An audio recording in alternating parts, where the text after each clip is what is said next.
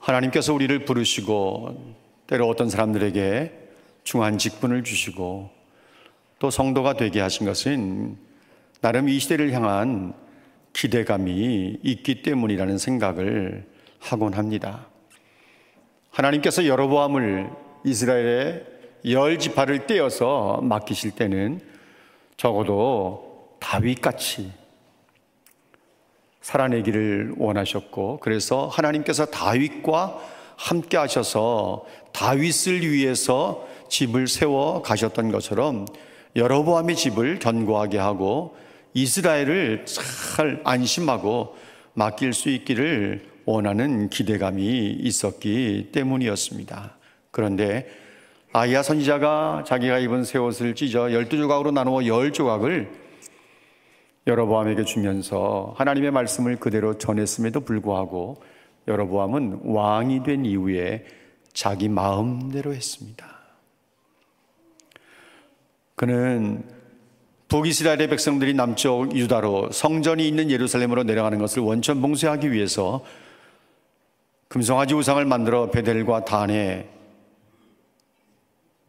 신당과 더불어 세웠고, 제사장을 임의로 임명을 하고 절기의 날짜를 바꾸어서 절기를 만들고, 심지어 제사장만이 할 수 있는 분향을 왕 스스로가 하기도 했습니다. 그가 베델에 있는 제단에서 분향을 할 때에 유다로부터 올라온 하나님의 사람이 하나님의 말씀을 가지고 제단을 향해서 외쳤습니다. 제단아, 제단아, 다윗의 가문에 요시야라고 하는 아들이 태어날 텐데 그가 이 산당 제사장들을 제물로 삼아 바칠 것이고 사람들의 뼈를 이 제단 위에서 불사를 것이다. 그 징조로 제단이 갈라지고 재가 아래로 쏟아질 것이라고 외쳤습니다. 이 말이 떨어지기가 무섭게 여로보암이 손을 펴면서 그를 잡으라고, 하나님의 사람을 잡으라고 소리치는데 그 손이 순식간에 말라버리고 말았습니다. 그때에 제단은 쪼개지고 재는 땅으로 쏟아져 내렸습니다. 여로보암이 하나님의 사람에게 청하기를 네 하나님이 여호와께 내 손이 성하도록 기도하라고 말합니다. 그래서 하나님의 사람이 여로보암 왕을 위해서 기도했고 하나님께서는 은혜를 베푸셔서 여로보암의 손을 전과 같이 성하게 만들어 주셨습니다. 이런 기적 같은 기적이지요. 기적을 경험하면서도 여로보암은 마음을 돌이키지 않았고 악한 길에서 떠나지 않고 오히려 이번에는 백성들 가운데 원하는 사람을 제사장으로 삼아서 제단을 섬기게 하니까 이 일이 하나님 앞에 범죄가 돼요. 하나님께서 여로보암의 집을 반드시 대가 끊어져 멸망하게 하겠다고 말씀을 하셨습니다. 그 말씀이 열왕기상 13장 마지막 34절에 기록되어 있는데 여로보암 집안에 대가 끊어지고 완전히 멸망시켜버리겠다고 하시는 말씀이 기록된 이 말씀 뒤에 따라 나오는 내용이 뭔가 하면 여로보암의 장남 아비야가 병든 것입니다.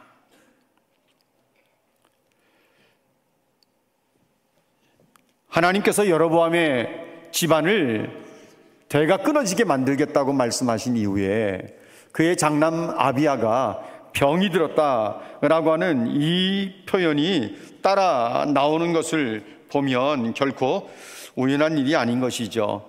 하나님께서 아브라함의 이 여로보암의 집에 대를 다 끊어버리겠다고 말씀하실 때 장남이 병들었다고 하는 이것은 이제 하나님께서 이 집안을 완전히 멸망시키겠다고 하신 그 마음을 행동에 옮기는 것으로 우리가 볼 수 있어야 합니다.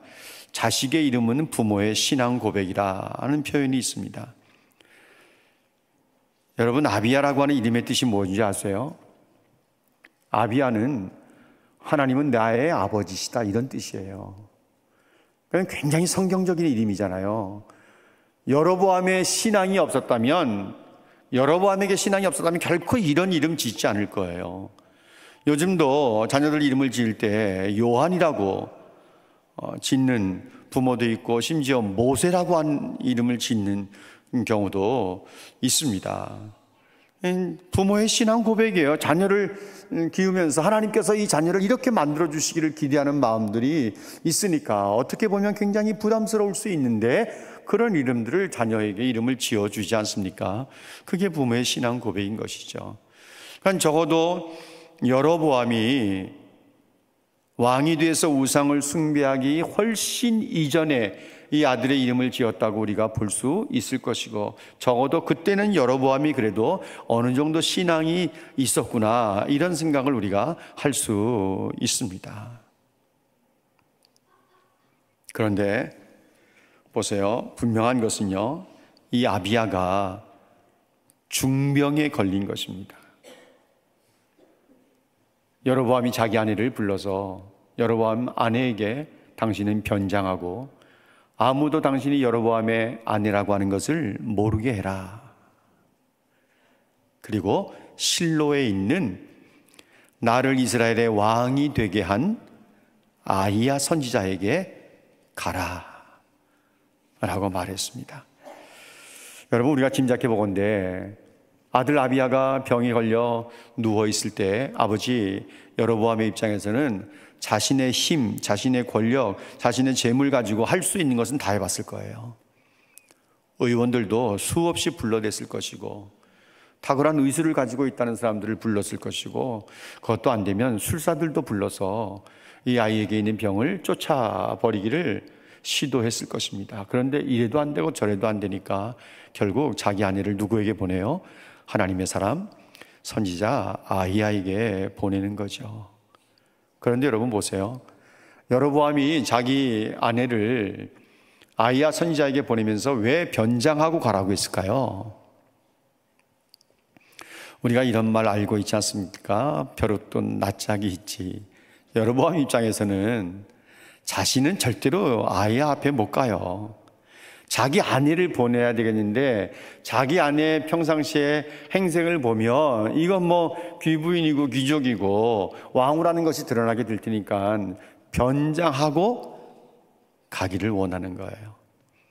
아히야가 자기를 이스라엘의 왕이 되게 하고, 그렇게 왕이 되게 할 때 다윗의 집을 찢어서 여로보암에게 맡겼는데, 여로보암은 하나도 순종한 것이 없거든요. 그러니까 여로보암은 절대로 아히야 앞에 나설 수가 없어요. 결국 아내를 보내면서 아내인 것을 알아보지 못하게 그냥 변장하고 보내는 것입니다. 여로보암은 아들의 중병을 자기가 숭배하는 우상에게 왜 묻지 않았을까요? 아들이 어떻게 될 것인가 왜 우상들에게 묻지 않았을까요?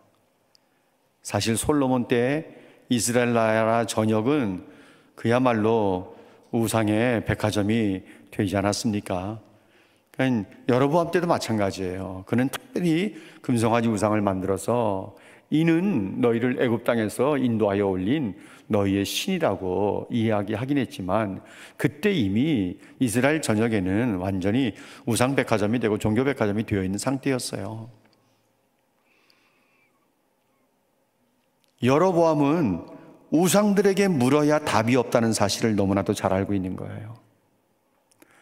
어느 우상도 대답을 해줄 수 없다는 것, 더구나 인생의 문제를 풀어내실 수 있는 분은 우상이 아니라 여호와 하나님이라는 사실을 여로보암도 알고 있는 거예요. 그리고 참 선지자는 하나님의 선지자인 아히야라고 하는 사실을 알고 있었던 것이죠. 그래서 아히야에게 보내는 거예요.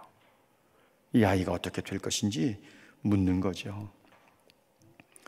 그럼에도 불구하고 자기는 하나님 앞에 돌아오기를 거부합니다. 그냥 자기 집안에 좋은 일이 있기를 원할 때 하나님을 이용하기를 원하고, 액땜이나 하는 하나의 어떤 부족 종아리처럼 생각하는 그 수준에서 벗어나지 못하고 있는 것이 아닌가 하는 생각도 우리가 해볼 수 있어요. 오늘날도 예수를 믿고 교회를 나오면서 그냥 좋은 일이 있기를 원하는 마음만 가지고 교회를 나오고 신앙생활을 한다고 생각하는 사람들도 있는 것을 우리가 보고 있지 않습니까? 하나님을 섬기려고 하고 그분이 나의 아버지가 되시고 그의 아들이 나의 하나님이요 나의 구주가 되신다고 하는 분명한 신앙 고백과 더불어서 그분을 섬기려고 하고 그것이 우리 인생의 기쁨이고 그분을 다시 만나는 것이 우리의 소망이 되어서 신앙생활이 이루어져야 되는데 가장 개인적인 이득을 위해서 좋은 일이 있기만을 기대하면서 신앙생활하는 사람도 있는 것을 우리가 압니다. 3절에 보면 떡 10개, 과자, 꿀 한 병을 준비해서 이제 여로보암의 아내가 실로에 있는 아이야 선지자를 찾아갑니다. 사실 이것은 뇌물 수준이 절대 아닌 것이죠. 떡 10개, 과자, 꿀 한 병이 무슨 뇌물이겠어요. 선지자는요 사실 그 당시에 어떤 생활력이 없었습니다. 그래서 하나님의 백성들이 하나님의 뜻을 묻고 알고자 할 때 선지자에게 필요한 것들을 성의로 표현해서 가지고 왔던 것이죠. 그 당시 선지자들의 삶이 상당히 어렵고 궁핍했던 것도 사실인 것입니다. 이때 아이야는 나이가 많았습니다. 늙었습니다. 눈이 잘 보이지 않습니다. 사람들을 구별하기가 어려웠습니다. 그가 영적인 안목이 없어졌기 때문이 아니라 나이가 많아 늙었기 때문인 것을 성경은 분명히 말하고 있고 엘리 제사장처럼 영적인 안목이 둔해진 것도 결코 아닙니다. 왜냐하면 여로보암의 아내가 찾아올 때 하나님께서 곧바로 아이야에게 말씀을 해주시는 거예요. 여로보암의 아내가 자기 아들이 병든 것 때문에 너에게 온다. 너는 이렇게 대답을 해라. 그가 다른 사람인 채 하고 온다. 다 알려주신 거예요. 그러니까 아이야가 여전히 하나님의 음성을 듣는 사람이었던 것입니다. 그러니까 영적인 안목도 있었고 영성도 있었던 것을 우리가 보는 거죠. 여로보암의 아내가 문지방을 넘어서 걸어 들어올 때 아이야가 그 발소리를 듣고 여로보암의 아내여 어서 오라 이렇게 말합니다. 네가 어찌 다른 사람인 채 하느냐. 여러분 얼마나 놀랐을까요? 이게 머리가 쭈삣쭈삣 서지 않았을까. 아마 소스레치게 온몸에 닭살이 돋지 않았을까 하는 생각도 해볼 수 있습니다. 내가 명령을 받았다. 내가 흉한 일을 내게 말하겠다 이렇게 말합니다. 그러면서 7절 말씀부터 16절까지에 있는 말씀이 하나님께서 아이야에게 주신 흉한 소식들입니다. 이제 7절 말씀부터 16절 말씀을 빠르게 눈으로 한번 스캔해 보십시오. 사실 여로보암은 아들의 병이 어떻게 될까 궁금해서 아내를 변장하고 보냈는데 아이야는 아내에게 여로보암의 아들의 병 상태에 대해서 먼저 말하는 것이 아니라 하나님이 여로보암을 이스라엘의 주권자로 삼는 은혜를 베푸셨는데 여로보암은 어찌하여 다윗같이 하지 않고 이전에 다른 사람들보다 더 악을 행하고 우상을 숭배하고 우상을 만들고 나를 자기 등 뒤로 버렸느냐 이렇게 말씀합니다. 하나님께서 여로보암이 행하신 그 모든 것에 대해서 아이야의 입을 통해서 여로보암의 아내에게 그대로 말씀을 해주시는 거예요. 나중에 아내를 통해서 여로보암이 이 말을 듣지 않았겠습니까? 그러면서 그런 생각했을 거예요. 하나님께서 너무나 무서울 정도로 정확하게 말씀하시는 것에 대해서 하나님께서 이렇게까지 심판하실 줄은 미처 몰랐다는 생각을 했을 것입니다. 여러분 여기 10절 11절 말씀에 보면 그 내용이 뭔지 아세요? 여로보암 집에 재앙을 내려서 거름더미를 쓸어버린 같이 싹 쓸어버리겠다 그랬어요. 그리고 여로보암 집에 속한 자가 성읍에서 죽으면 사내들이 성읍에서 죽으면 개들이 먹고 들에서 죽으면 공중의 새가 먹을 것이라고 하는 무시무시한 말씀을 하셨습니다. 여로보암이 이 말을 들었을 때 얼마나 놀랬겠습니까? 네.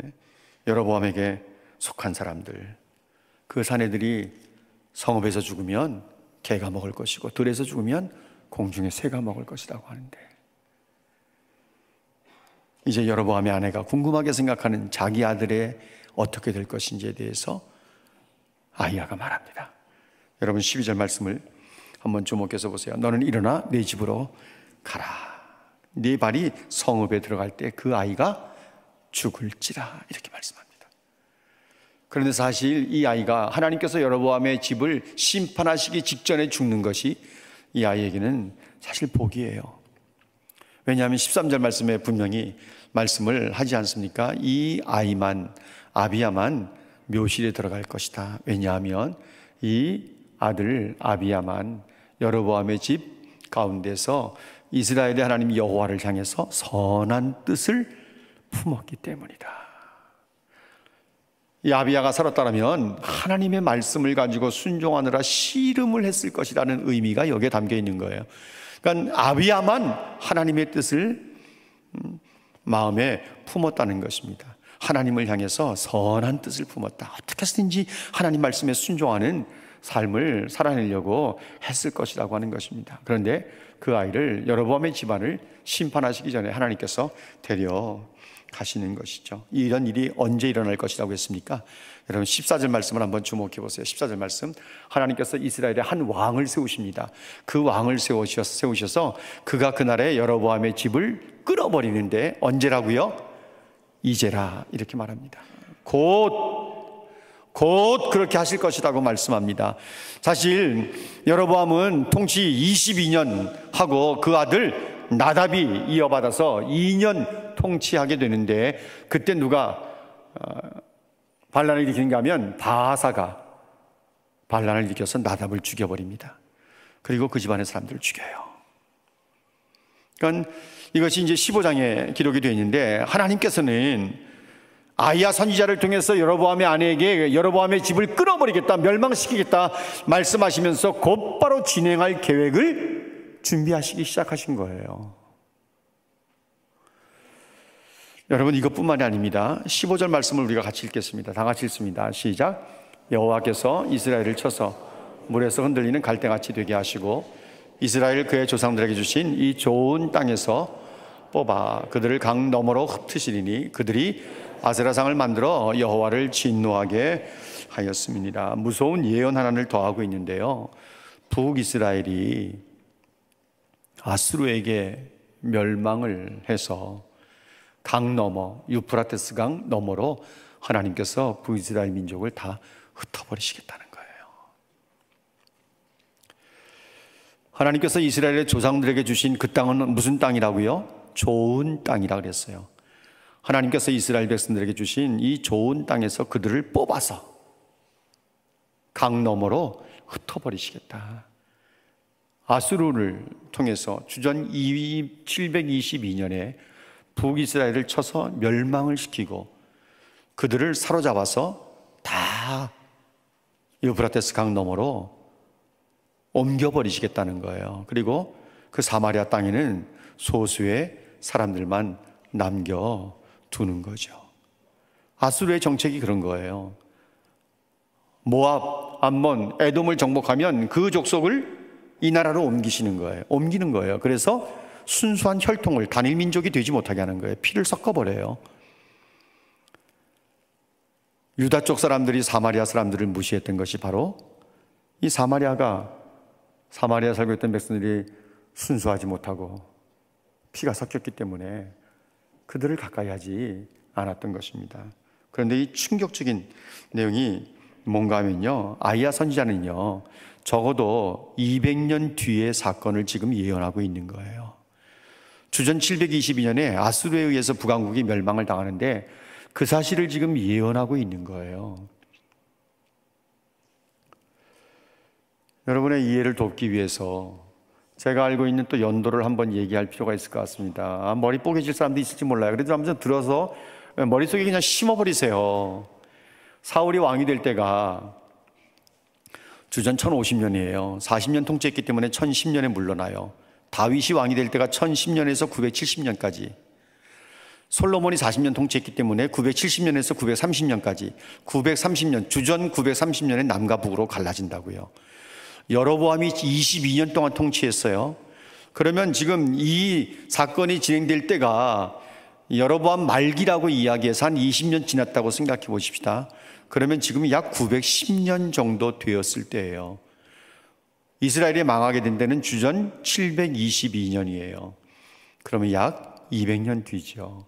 약 한 190년 정도 뒤에 일어날 일을 미리 이야기를 하는 거예요. 그런데 그것이 무엇 때문인가 하면, 물론 15절 말씀에는 아세라상을 섬기면서 범죄했기 때문이라고 이야기하지만 결정적으로는 누구의 죄인가 하면 16절 말씀, 여러분 16절 말씀 보세요. 누구의 죄 때문입니까? 여로보암의 죄 때문이에요. 여로보암이 죄를 범하고 이스라엘 백성들도 죄를 범하게 했기 때문에, 여로보암 한 사람 때문에, 여로보암이 한 사람 죄를 범한 것 때문에 하나님께서 이 이스라엘 민족을 그 좋은 땅에서 뽑아서 유프라테스 강 너머로 다 흩어버리시겠다는 거예요. 한 사람의 잘못이 온 나라의 파멸을 가져오는 거예요. 여로보암 한 사람의 죄악으로 인해서 여러분 북이스라엘이 한 100년 지났습니까? 아니요. 우리가 최대한 양보해서 여로보암의 통치 22년 말기라고 볼 때 한 20년 정도 지나지 않았을 텐데, 아직 20년 정도 지났다고 보면 북이스라엘이라는 나라가 생긴 지 20년 만에 200년 뒤에 망하게 될 것이라고 하는 것을 미리 사형 선고를 받는 거예요. 왕이 한 세대도 지나가기 전에, 한 세대가 지나가기 전에 북이스라엘이 출범한 지 몇 년 되지 않았는데 북이스라엘이 망할 것이라고 하는 메시지를 미리 듣는 거예요. 사형 선고지 않습니까? 이 시대를 살아가는 성도들, 하나님께서 자녀 삼으신 목적이 뭘까? 이 시대를 향한 우리의 어떤 역할들을 기대하고 계시는 것이 아니겠습니까? 여로보암의 아내가 진문을 넘어서 들어올 때 아들 아비야가 죽습니다. 말씀대로 되어지는 거예요. 아비야가 아이야의 말대로 여로보암의 아내, 자기 어머니가 문을 넘어서 들어올 때 죽은 이 사건은요, 아이야의 입을 통해서 말씀하신 장차 이루어질 여로보암의 집에 대가 끊어지고 다 멸망당할 것이라는 것뿐만 아니라 결국은 하나님께서 이 땅을 뽑아서 유프라테스 강 너머로 다 흩어버리시겠다고 하시는 말씀도 이루어지게 될 것이라는 것을 우리에게 분명하게 보여주는 거예요. 그런데 아들의 죽음도 여로보암의 마음을 하나님께로 돌리지 못했습니다. 결국 여로보암은 하나님을 완전히 떠난 거죠. 22년 통치 후에 그가 죽고 아들 나답이 통치하면서 2년간을 보내게 됩니다. 이 사건을 보면서 우리가 깨닫게 되는 것은 뭔가 하면요, 여로보암은 자기 아들이 병들어 죽어가는데 인간적으로 할 수 있는 것들은 다 하고 자기 아내를 아이야 선지자에게 불어서 아들이 어떻게 될 것인가를 물어보기까지 했는데 하나님 앞에 한마디 입을 열어 기도하지 않아요. 놀라운 것은요, 여로보암의 아내 아비야의 친엄마, 여로보암의 아내도 자기가 낳은 아들이 죽어가는데 입 한 번 열지 않아요. 하나님께 살려달라고 기도 한 번 하지 않아요. 이 어찌 어머니라고 말할 수 있겠습니까? 이 어찌 어머니라고 말할 수 있겠습니까? 남편이 자기에게 이렇게 하라고 이야기할 때도 한마디 말하지 않아요. 아이야가 네가 성읍에 들어갈 때 네 아들이 죽을 것이라고 말하는데 여로보암의 아내는 눈물 한 방울 흘리지 않고 아이야에게 아들이 살 수 있는 길이 무엇이냐고 묻지도 않고 하나님 앞에 기도도 안 해요. 자기 자식이 죽어가고 있는데 기도하지 않아요.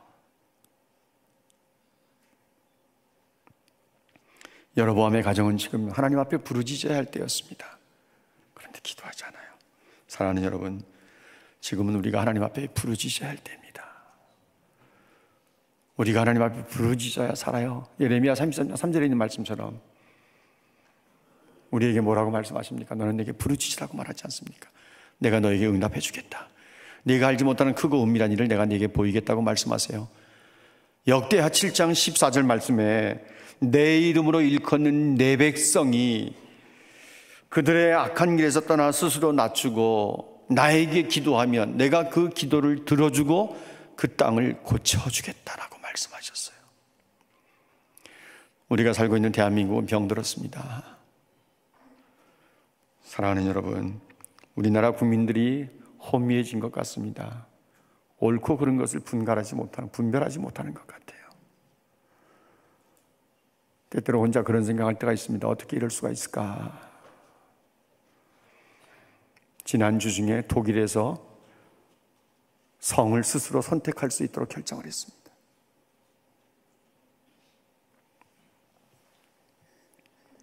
미국의 대통령 당선자가 공약도 내걸고 당선된 이후에 이런 내용을 선포했습니다. 모든 미국인의 가정에 성경이 있어야 합니다. 하나님을 찬양하는 콘텐츠가 보호를 받아야 합니다. 하나님을 위한 모든 것을 보호해야 합니다. 기독교를 다시 우리의 삶으로 가져와야 합니다. 하나님께서 다시 미국을 축복해 주시기를 기도합시다. 미국을 다시 기도하는 나라로 만들어야 한다고 외쳤습니다. 저는 그 말을 들으면서 공감을 했어요. 지금이야말로 하나님의 성도된 우리들이 기도할 때인 거죠. 우리가 기도할 때 우리 자신도 살고 가정도 살고 교회도 살고 우리나라와 민족도 살리게 되는 줄로 믿습니다. 사랑하는 교회 중직자 여러분, 하나님께서 여러분들을 왜 교회 장로로 세우셨을까요? 왜 권사로 세우셨을까요?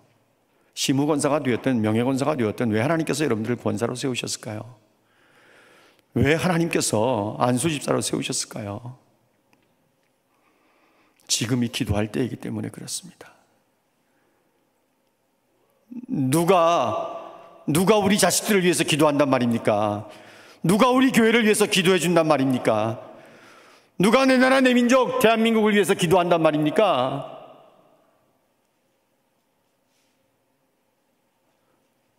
하나님께서 교회 중직자들을 세우신 것은 성도들을 위해서 기도하라고 세우심이고, 다음 세대들, 죽어가는 다음 세대들 위해서 기도하라고 세우심이고, 교회를 위해서 나라와 민족을 살리기 위해서 기도하라고 하나님께서 우리를 세우신 거예요.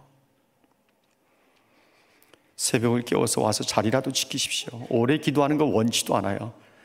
그냥 장로님들이, 권사님들이, 안수집사들이 새벽에 나와서 그냥 앉아있기만 해도 그 모습을 보는 성도들은 큰 격려가 되고 위로가 되고 도전이 될 텐데,